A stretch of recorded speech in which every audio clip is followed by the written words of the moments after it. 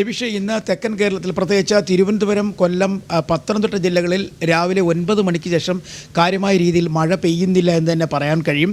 പത്തനംതിട്ട ജില്ലയിൽ ആകാശം മേഘാവൃതമാണ്. ഏറ്റവും കൂടുതൽ പ്രതിസന്ധി സൃഷ്ടിച്ചിരിക്കുന്നത് പത്തനംതിട്ട ജില്ലയിലാണ്. പത്തനംതിട്ട ജില്ലയിലെ തിരുവല്ല താലൂക്കിലെ തിരുമൂല മംഗലശ്ശേരി എന്ന് പറയുന്ന സ്ഥലത്ത് 20 വീടുകളിൽ വെള്ളം കയറിയിട്ടുണ്ട്. പമ്പയാറിൽ ജലനിരപ്പ് ഉയർന്നതിനെ തുടർന്നാണ് ഇത്തരത്തിൽ വീടുകളിലേക്ക് വെള്ളം കയറിയത്. അതുപോലെ തന്നെ പത്തനംതിട്ട ജില്ലയിലെ പമ്പ, അച്ചൻകോവിൽ, മണിമല ആറുകളിൽ ജലനിരപ്പ് ഉയർന്ന അവസ്ഥയിലാണ്. അതുകൊണ്ട് ഈ കാരണത്താൽ തന്നെ നദിയുടെ തീരങ്ങളിൽ താമസിക്കുന്നവർ ജാഗ്രത പാലിക്കണം എന്ന ഒരു നിർദ്ദേശം നൽകിയിട്ടുണ്ട്. മൂഴിയാർ ഡാമിൻ്റെ ശബരിഗിരി പദ്ധതി പ്രദേശത്തെ മൂഴിയാർ ഡാമിൻ്റെ ഒരു ഷട്ടർ 5 സെൻറ്റിമീറ്റർ ഉയർത്തിയിരുന്നു. ഇന്നലെ ഈ പ്രദേശത്ത് റെഡ് അലർട്ടായിരുന്നു, അത് പിൻവലിച്ചിട്ടുണ്ട്.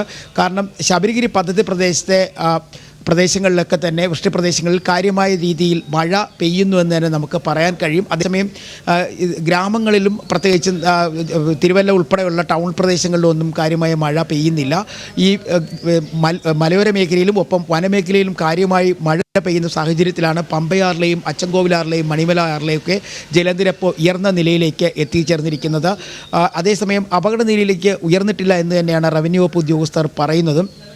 മറ്റൊരു കാര്യം എടുത്തു പറയാനുള്ളത് വിനോദസഞ്ചാര കേന്ദ്രങ്ങളിലേക്കുള്ള തിരുവനന്തപുരം, കൊല്ലം, പത്തനംതിട്ട ജില്ലകളിലെ വിനോദസഞ്ചാര കേന്ദ്രങ്ങളിലേക്കുള്ള യാത്രയ്ക്ക് കർശനമായ വിലക്ക് ഏർപ്പെടുത്തിയിട്ടുണ്ട്. തിരുവനന്തപുരം ജില്ലയിലെ പൊന്മുടിയിലേക്കും ഒപ്പം കൊല്ലം ജില്ലയിലെ ഏറ്റവും പ്രസിദ്ധമായ വെള്ളച്ചാട്ട മേഖലകളിലും ഒക്കെ തന്നെയാണ് ഇത്തരം നിയന്ത്രണങ്ങൾ ഏർപ്പെടുത്തിയിരിക്കുന്നത്. പത്തനംതിട്ട ജില്ലയിൽ ഇതുപോലെ തന്നെ കുട്ടവഞ്ച സവാരി, അതായത് അടവി ടൂറിസം മേഖലയിൽ കുട്ടവഞ്ച സവാരിക്കും വിലക്ക് ഏർപ്പെടുത്തിയിട്ടുണ്ട്.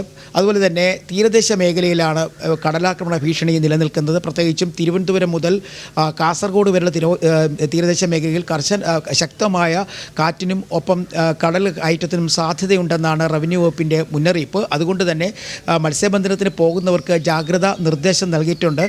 തീരപ്രദേശങ്ങളിൽ താമസിക്കുന്നവരും ജാഗ്രത പുലർത്തണമെന്ന നിർദ്ദേശവും നൽകിയിട്ടുണ്ട്. പ്രത്യേകിച്ചും കൊല്ലം, തിരുവനന്തപുരം, ആലപ്പുഴ മേഖലകളിലാണ് കടലിൽ തിരമാലകൾക്ക് ഉയരം കൂടി കടലിലേക്ക് വീശിയടിക്കുന്നത്. 1.5 മീറ്റർ മുതൽ 2 മീറ്റർ വരെ പല സ്ഥലങ്ങളിലും തിരമാലകൾക്ക് ഉയരം കൂടിയിട്ടുണ്ട്. അതുപോലെ തന്നെ ശക്തമായ കാറ്റും നിലനിൽക്കുന്നുണ്ട്. റവന്യൂ വകുപ്പിലെ ഉദ്യോഗസ്ഥന്മാർക്ക് കർശന നിർദ്ദേശങ്ങളാണ് റവന്യൂ വകുപ്പ് മന്ത്രി നൽകിയിരിക്കുന്നത്. അതായത് മഴ ശക്തമായി പെയ്യുന്ന എല്ലാ ജില്ലകളിലെയും സർക്കാർ തല മേലുദ്യോഗസ്ഥന്മാർ അവരുടെ വകുപ്പുകളുമായി ബന്ധപ്പെട്ടുള്ള പ്രവർത്തനങ്ങളിൽ ഉണ്ടായിരിക്കണം. അവധി പൂർണ്ണമായും ഒഴിവാക്കണം എന്ന നിർദ്ദേശം നൽകിയിട്ടുണ്ട്. ഫയർഫോഴ്സ് ഒപ്പം തന്നെ പോലീസ് അങ്ങനെ തുടങ്ങിയ സേന വിഭാഗങ്ങൾക്കും നിർദ്ദേശങ്ങൾ നൽകിയിട്ടുണ്ട്. പ്രത്യേകിച്ചും ഇടുക്കി, എറണാകുളം, തൃശ്ശൂർ ജില്ലകളിലും പത്തനംതിട്ട ജില്ലയിലുമാണ് അത്തരത്തിൽ ഒരു നിർദ്ദേശം നൽകിയിട്ടുള്ളത്. ആവശ്യമെന്ന് കണ്ടാൽ ദുരിതാശ്വാസ ക്യാമ്പുകൾ തുറന്ന് പ്രവർത്തിപ്പിക്കുന്നതിനാവശ്യമായ നടപടിക്രമങ്ങൾ പൂർത്തിയായതായി ജില്ലാ കളക്ടർമാരും റവന്യൂ മന്ത്രിയെ അറിയിച്ചിട്ടുണ്ട്. നിലവിലെ സാഹചര്യത്തിൽ കാര്യമായ തോതിൽ കൊല്ലത്തോ അല്ലെങ്കിൽ തിരുവനന്തപുരത്തോ പത്തനംതിട്ടയിലോ ഒന്നും തന്നെ ക്യാമ്പുകൾ തുറന്നിട്ടില്ല.